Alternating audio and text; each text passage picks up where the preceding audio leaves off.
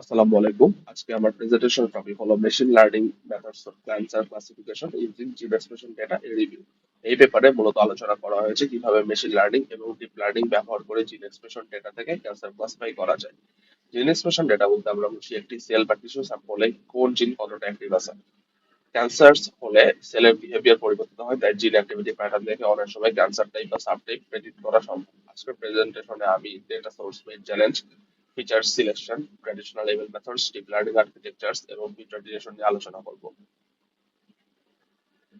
এই স্লাইডে পুরো কম্পিটিশনাল পাইপলাইন দেখানো হয়েছে। প্রথমে ইনপুট অর্থাৎ বায়োলজিক্যাল ডেটা বা জিন এক্সপ্রেশন ডেটা, তারপর আসে প্রসেসিং স্টেজ যেখানে ডেটা ক্লিন করা হয় এবং ডাইমেনশনালিটি কমানো হয়, কারণ জিন এক্সপ্রেশন ডেটা সাধারণত অনেক হাই ডাইমেনশনাল হয়। এরপর আসে ইঞ্জিন অর্থাৎ মেশিন লার্নিং বা ডিপ লার্নিং মডেলস। এই মডেল জিন এক্সপ্রেশন প্যাটার্ন শিখে ক্যান্সার ক্লাসিফিকেশন করে, এবং সবার শেষে আছে হরাইজন। এখানে শুধু ক্যান্সার ক্লাসিফাই করাই গোল না, বরং জিন বা বায়োলজিক্যাল প্যাথওয়ে ক্যান্সারের সাথে রিলেটেড সেটাও বোঝার চেষ্টা করা হয়। সো সিম্পল পাইপলাইন হলো জিন expression data, pre processing, ML বা ডিএল মডেল এবং ক্যান্সার ক্লাসিফিকেশন এন্ড ইন্টারপ্রিটেশন। এই স্লাইডে দেখানো হয়েছে কেন আরএনএ সিকোয়েন্স মডার্ন জিন এক্সপ্রেশনে অ্যানালিসিসে গুরুত্বপূর্ণ। আগে জিন এক্সপ্রেশন অ্যানালিসিস জন্য ইএসটি লাইব্রেরিজ, এসএজিই এবং ডিএনএ মাইক্রোআরএ ব্যবহার করা হতো, কিন্তু বর্তমানে আরএনএ সিকোয়েন্স বেশি পাওয়ারফুল, কারণ এটি হাই রেজলিউশন ডেটা দেয়, ব্যাকগ্রাউন্ড নয়েজ কম থাকে এবং রেয়ার বা নিউ ট্রান্সক্রিপ্ট ডিটেক্ট করতে পারে। টেবিলে দেখা যাচ্ছে আর ডিএনএ মাইক্রো অ্যারের তুলনায় আরএনএ সিকোয়েন্স জিন ডিসকভারি, ডিফারেন্ট আইসোমার ডিটেকশন, নন কোডিং আরএনএ ডিটেকশন এবং রিয়ার ট্রান্সক্রিপ্ট ডিটেকশনে বেশ ভালো। তাই ক্যান্সার ক্লাসিফিকেশনের জন্য আরএনএ সিকোয়েন্সটা মেশিন লার্নিং মডেলকে রিচার এবং মোর ডিটেইলড ইনফরমেশন দিতে পারে। মেশিন লার্নিং মডেল ট্রেন করতে হলে ল্যাবেল ডেটাসেট দরকার। এই স্লাইডে দুটো গুরুত্বপূর্ণ পাবলিক ডেটাবেস দেখানো হয়েছে, টিসিজি এবং জিও। টিসিজিএ অর্থাৎ the cancer genome atlas cancer genome রিসার্চে খুবই বেশি ব্যবহৃত হয়। এখানে অনেক ক্যান্সার টাইপের আরএনএ সিকোয়েন্স ডেটা পাওয়া যায়, যেমন ব্রেস্ট ক্যান্সার, পেনিক ক্যান্সার, এটসেট্রা। আর জিও অর্থাৎ gene expression omnibus micro array এবং জিন এক্সপ্রেশন ডেটা আইডি বড় ডেটাবেস। এই ধরনের ওপেন সোর্স ডেটা সেট না থাকলে ক্যান্সার ক্লাসিফিকেশন মডেল ট্রেন করা এবং কম্পেয়ার করা অনেক কঠিন হতো। জিন এক্সপ্রেশন অ্যানালাইসিস সবচেয়ে বড় চ্যালেঞ্জ হলো কার্সর ডাইমেনশনালিটি। এখানে ফিচার বেশি থাকতে পারে, প্রায় 20,000 বা তার বেশি জিন্স, কিন্তু পেশেন্ট স্যাম্পল থাকতে পারে মাত্র কয়েকশো বা কয়েক হাজার। মানে ফিচার অনেক বেশি কিন্তু স্যাম্পল তুলনামূলক কম, এই কারণে মডেল ওভারফিটিং করতে পারে। এখানে ওভারফিটিং মানে মডেল আসল বায়োলজিক্যাল প্যাটার্ন না শিখে নয়েজ মেমোরাইজ করে ফেলে। তাই এই ফিল্ডে প্রি প্রসেসিং এবং ফিচার সিলেকশন খুব ইম্পর্টেন্ট। মেইন প্রবলেম হলো too many genes but too few samples. Dimensionality problem solve করার জন্য ফিচার সিলেকশন মেথডস ব্যবহার করা হয়। এর লক্ষ্য হলো সবচেয়ে ইউজফুল জিনিস রাখা এবং ইররিলেভেন্ট বা নয়েজি জিনিস বাদ দেওয়া। এখানে তিন রকমের মেথড দেখানো হয়েছে। প্রথমত ফিল্টার মেথডস, এখানে স্ট্যাটিস্টিক্যাল স্কোর দিয়ে জিনিস র্যাঙ্ক করা হয়। এগুলো ফাস্ট এবং লার্জ ডেটা সেটের জন্য স্কেলেবল। দ্বিতীয়ত র্যাপার মেথডস, এগুলো মডেল ব্যবহার করে বারবার ডিফারেন্ট ফিচার সাবসেট টেস্ট করে, পারফরমেন্স ভালো হতে পারে কিন্তু কম্পিউটেশন এক্সপেন্সিভ। তৃতীয়ত এমবেডেড মেথডস, এগুলো মডেল ট্রেনিং এর সময় ইম্পর্টেন্ট ফিচার সিলেক্ট করে। তো ফিচার সিলেকশন মডেলের পারফরমেন্স বাড়ায়, নয়েজ কমায় এবং রেজাল্ট ইন্টারপ্রেট করতেও সহায়তা করে। ডিপ লার্নিং এর আগে cancer classification traditional machine learning methods অনেক বেশি ব্যবহৃত হতো। এই স্লাইডে চারটি কমন মডেল দেখানো হয়েছে, এসভিএম, কেএনএন, নেইভ বায়াস এবং র্যান্ডম ফরেস্ট। এসভিএম হাই ডাইমেনশনাল ডেটাতে ভালো কাজ করতে পারে, আর এটি ক্লাসেস এর মধ্যে বেস্ট সেপারেটিং বাউন্ডারি খোঁজে। কেএনএন ক্লোজেস্ট স্যাম্পলস দেখে নতুন স্যাম্পল ক্লাসিফাই করে। Naive base probability based classifier, এখানে ফিচার্স ইন্ডিপেন্ডেন্ট ধরে নেওয়া হয়। আর র্যান্ডম ফরেস্ট অনেক ডিসিশন ট্রি কম্বাইন করে ফাইনাল প্রেডিকশন দেয়। এই ট্র্যাডিশনাল মেথডস এখন ইম্পর্টেন্ট, কারণ এগুলো স্ট্রং বেসলাইন তৈরি করে, স্পেশালি যখন ডেটা ছোট হয়।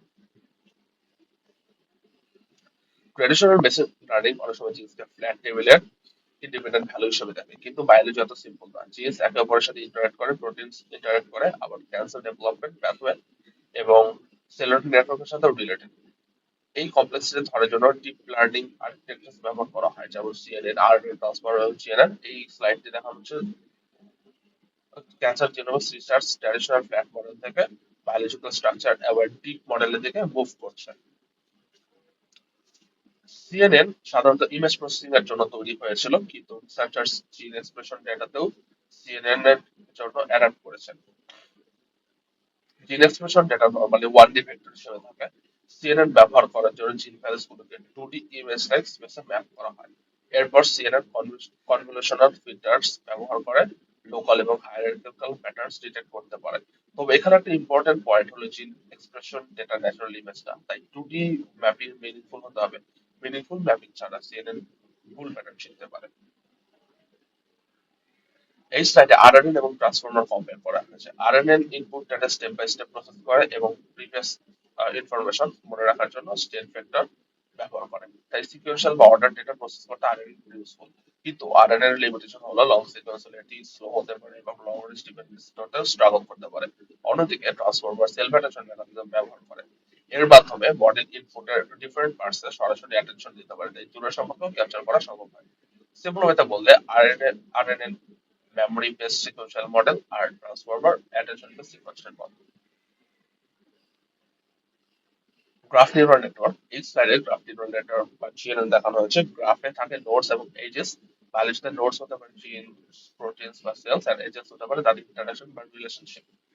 Cancer biology naturally network based, কারণ জিন একা কাজ করে না, জিন প্যাথওয়ে, প্রোটিন প্রোটিন জেনারেশন এবং রেগুলেটরি নেটওয়ার্ক, এগুলো সবকিছুই কানেক্টেড।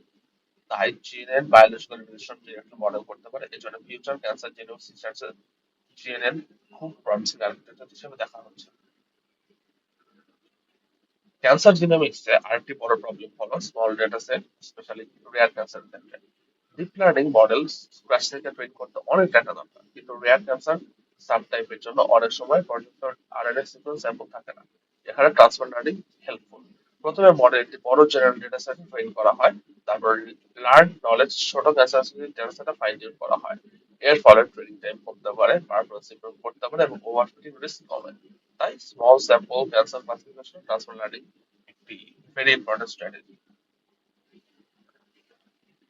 ক্যান্সার ক্লাসিফিকেশন করা ইউজফুল, কিন্তু প্রেডিকশন করলে হবে না। রিসার্চার্স জানতে চান মডেল কেন এমন প্রেডিকশন করলো এবং কোন বায়োলজিক্যাল প্যাথোজেন ক্যান্সারের সাথে রিলেটেড। এখানে প্যাথো অ্যানালাইসিস খুবই গুরুত্বপূর্ণ। এই স্লাইডে তিনটি লেভেল দেখানো হয়েছে। প্রথমত ওভার রিপ্রেজেন্টেশন অ্যানালাইসিস, এই যেখানে প্যাথওয়ে কে জিন লিস্ট হিসেবে দেখা হয়। দ্বিতীয়ত ফাংশনাল ক্লাসিফাই, যেখানে রিলেটেড জিন সেটের এক্সপ্রেশন লেভেল র‍্যাঙ্ক করা হয়। এবং তৃতীয়ত টপোলজি বেসড অ্যানালাইসিস, যেখানে প্যাথওয়ে নেটওয়ার্কের অ্যাকচুয়াল স্ট্রাকচার কনসিডার করা হয়। সো প্যাথওয়ে অ্যানালাইসিস প্রেডিকশন থেকে বায়োলজিক্যাল এক্সপ্লেনেশন দিকে নিয়ে যায়। এই স্লাইডে ফিউচার ডিরেকশনস দেখানো হয়েছে। প্রথমত মাল্টি-অমিক্স ফিউশন, এখানে জিন এক্সপ্রেশনের পাশাপাশি প্রোটিওমিক্স, এপিজেনোমিক্স, ক্লিনিক্যাল ডেটা ইত্যাদি কম্বাইন করা হয়। দ্বিতীয়ত সিঙ্গেল সেল আরএনএ সিকোয়েন্স, এটি ইন্ডিভিজুয়াল সেল লেভেলে জিন এক্সপ্রেশন অ্যানালাইসিস করতে সাহায্য করে। ক্যান্সার টিস্যুয়ে ডিফারেন্ট সেল পপুলেশন বুঝতে এটি ইউজফুল। তৃতীয়ত এক্সপ্লেনেবল এআই, ক্লিনিক্যাল সেটিং এ ব্ল্যাক বক্স মডেল কাজ করা কঠিন, তাই মডেল কেন প্রেডিকশন দিল সেটা এক্সপ্লেন করতে হবে। শেষে আছে জেনারেলাইজেবিলিটি এবং রোবাস্টনেস, মডেল শুধু একটি ডেটা সেটে ভালো করলে হবে না, ডিফারেন্ট হসপিটাল পপুলেশনের ডেটা ডিস্ট্রিবিউশনও রিলায়েবল হতে হবে। শেষে বলা যায় মেশিন লার্নিং এবং ডিপ লার্নিং জিন এক্সপ্রেশন ডেটা ব্যবহার করে ক্যান্সার ক্লাসিফিকেশন করতে পারে। ট্র্যাডিশনাল এমএল মেথডস যেমন এসভিএম এবং র্যান্ডম ফরেস্ট বেসলাইন হিসেবে কাজ করে।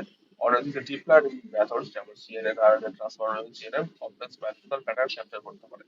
তবে এখনো কিছু চ্যালেঞ্জ আছে।